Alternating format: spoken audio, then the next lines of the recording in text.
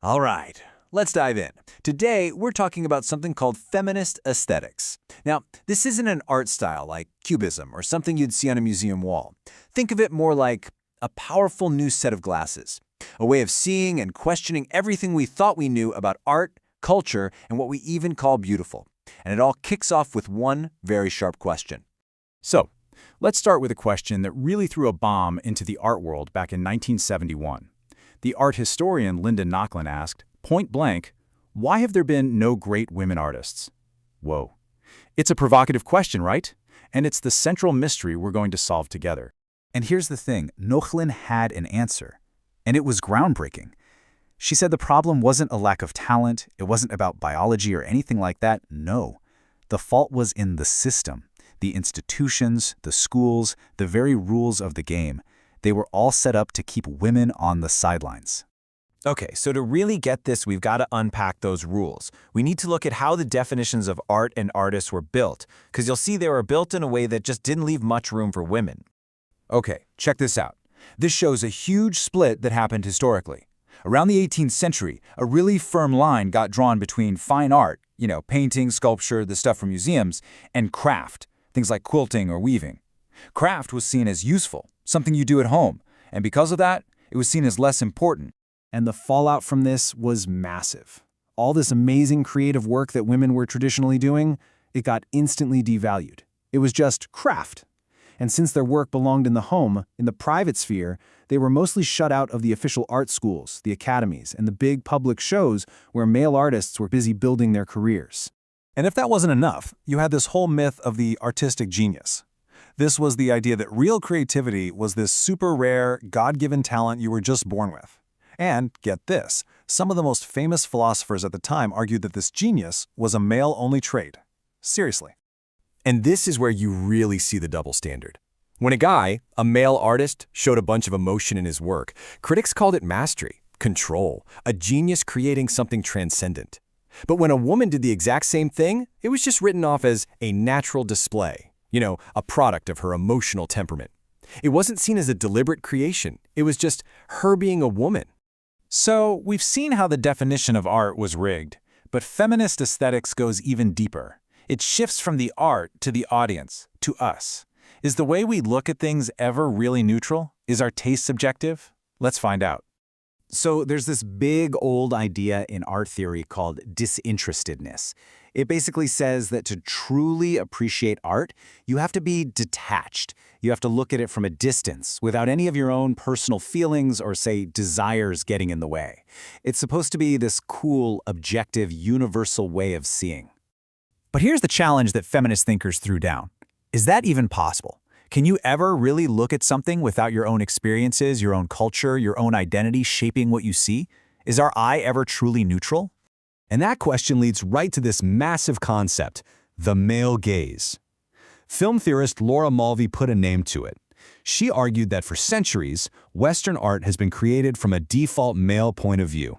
It puts the viewer, you, in the active position of the one who looks, and it frames women as passive objects to be looked at. And this gendering wasn't just in who was looking at who. It was baked right into the language used to describe art. Things that were beautiful were described with feminine words. Small, delicate, pretty. But the sublime, something powerful, awe-inspiring, even a little scary, that was described with masculine traits. Okay, so the game was rigged. The very act of looking was political. So what do you do? Well, artists fought back. This next part is all about how feminist artists took these ideas and used them as fuel to create a whole new kind of art. And this is so important. They didn't just write angry essays. Nope. This was an active artistic revolution. They took this fight right into the galleries and onto the streets. They picked up tools, sometimes entirely new kinds of tools, to make art that would actively fight back against the old system. And their game plan basically had 4 key parts. First, they were going to openly challenge all those old-school art traditions. Second, they were going to reclaim the materials that had been dismissed as craft, like fabric and thread. Third, they would put the female body front and center, but as a subject with agency, not a passive object. And finally, they would use their art to stir things up and provoke new, maybe even uncomfortable, ideas. And believe me, this was not just talk. This was action. You had groups like the Guerrilla Girls, who wore gorilla masks and used posters to call out sexism in museums. You had artists like Miriam Shapiro and Faith Ringgold, who made quilting a high art form. You had these incredible collaborative projects like Woman House, where artists took over an entire house, and they tackled subjects that were totally taboo, subjects that forced a whole new conversation. Now this is where it gets really interesting, because these ideas don't just stay locked up in a museum. This lens, this feminist aesthetic lens, actually gives us a way to see our own everyday lives in a totally new light. See, the real power here is that this whole framework gives you a toolkit that works for way more than just fancy million-dollar paintings. It gives you a new way to see and understand the aesthetic choices and the power dynamics that are happening all around you every single day. Welcome to the world of everyday aesthetics. I mean, think about it. The way you arrange food on a plate to make it look nice. The thought that goes into designing a garden. The incredible choices behind fashion and your personal style. All of these things, which were often ignored or seen as domestic, are actually packed with aesthetic meaning and intention. And of course, the conversation didn't stop there. The lens just kept getting wider. It grew to recognize that the experience of being a woman isn't one single thing. It's incredibly diverse, and the perspective needed to expand globally. Which brings us to a more modern idea, transnational feminist aesthetics. It's a bit of a mouthful, but the idea is simple. It rejects the idea that there's just one kind of feminism. Instead, it focuses on the huge variety of cross-cultural experiences of women, and it works to break down those old ideas of us versus them. So here we are, full circle. We're right back where we started, with Linda Nocklin's big question. And now, I think we're finally ready to answer it. The answer to why have there been no great women artists is that we were asking the wrong question all along. The problem was never a lack of talent or genius or creativity.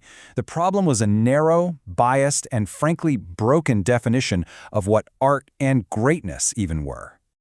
So we've seen how the rules of the art world were written, how the way we see is shaped, and how artists fought back to change the whole game.